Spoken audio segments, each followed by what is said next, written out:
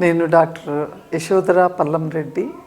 Sauce TV ప్రేక్షకులందరికీ, నెల్లూరు ప్రేక్షకులందరికీ దీపావళి శుభాకాంక్షలు.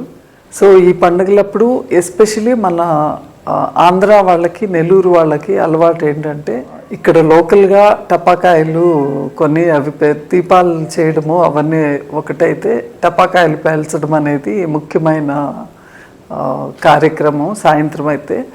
సో టపాకాయలు కాల్చడం అనేది చిన్నపిల్లల్ని మనం ప్రివెంట్ చేయలేము. పెద్దవాళ్ళు దయచేసి టపాకాయలు కాల్చడం వల్ల బోలెడంత పొల్యూషన్ ఉంటుంది కాబట్టి దయచేసి అవాయిడ్ చేయండి. పిల్లలు ఇంకా వినరు కాబట్టి వాళ్ళు పేల్చేదానికి టపాకాయలు పేల్చినా వాళ్ళని పేల్చనివ్వండి. సో గర్భిణీ వాళ్ళు అలాంటి వాళ్ళు ఏంటంటే ఆ పొగకి కొంచెం జాగ్రత్తగా ఉండండి. ఎందుకంటే దాంట్లో ఎక్కువ కార్బన్ డైఆక్సైడ్తో పాటు కార్బన్ మోనాక్సైడ్ కూడా రిలీజ్ అవుతుంది. సో అలాంటి కార్బన్ మోనాక్సైడ్ అనేది టాక్సిసిటీ డెవలప్ చేస్తుంది. సో కార్బన్ మోనాక్సైడ్ అనే గ్యాసే కొంచెం డేంజరస్ గ్యాస్. సో అందుకని అలాంటి గ్యాస్ నుంచి pregnant ladies, old people and children also వీళ్ళందరూ దూరంగా ఉండేదానికి ప్రయత్నించండి. ఒకవేళ టపాకాయలు కాల్చాల్సి వచ్చినా కూడా మీరు దయచేసి ఓపెన్ స్పేస్లోకి వెళ్ళి టపాకాయల్ని కాల్చండి.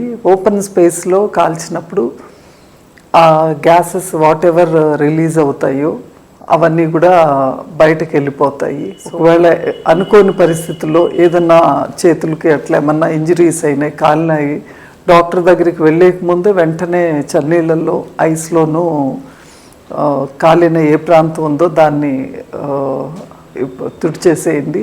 సో అట్లా చల్లనీళ్ళతో తుడిచడం వల్ల చల్లనీళ్ళలో పెట్టండి చేతులు అనుకోండి, రన్నింగ్ ట్యాప్ వాటర్లో కానీ లేదా ఐస్ కోల్డ్ బకెట్లో కానీ ముంచేసేయండి చేతులు కానీ కాళ్ళు కానీ ఎక్కడైనా సరే ఏ పార్ట్నైనా. సో అట్లా చేయడం వల్ల బ్లడ్స్ రాకోకుండా ప్రివెంట్ చేయొచ్చు. తర్వాత నెమ్మదిగా డాక్టర్ దగ్గరికి వెళ్ళినా ఈ లోపల ఫస్ట్ చేయాల్సిన పని అది. ఇన్ కేస్ ఏదైనా చిన్న స్పార్కిల్ కంట్లో పడింది అంటే మీరు ఎట్ ఎనీ కాస్ట్ కళ్ళు రబ్ చేయకుండా కళ్ళు ముట్టుకోవద్దు. వెంటనే కాటన్ అదేమన్నా వేసేసో లేదా మగ్లో వాటర్ పెట్టేసి కళ్ళు ఓపెన్ చేసి చూస్తే ఏమన్నా నలుకలు ఉంటే వచ్చేస్తుంది. సో అలా చేసిన తర్వాత కంటి డాక్టర్ దగ్గరికి తీసుకెళ్ళి చూపించండి. సో ఈ విధంగా అన్ని రకాల జాగ్రత్తలు తీసుకొని అందరూ కూడా ఈ దీపావళి పండుగని సంతోషంగా గడపాలని ప్రార్థిస్తున్నాను.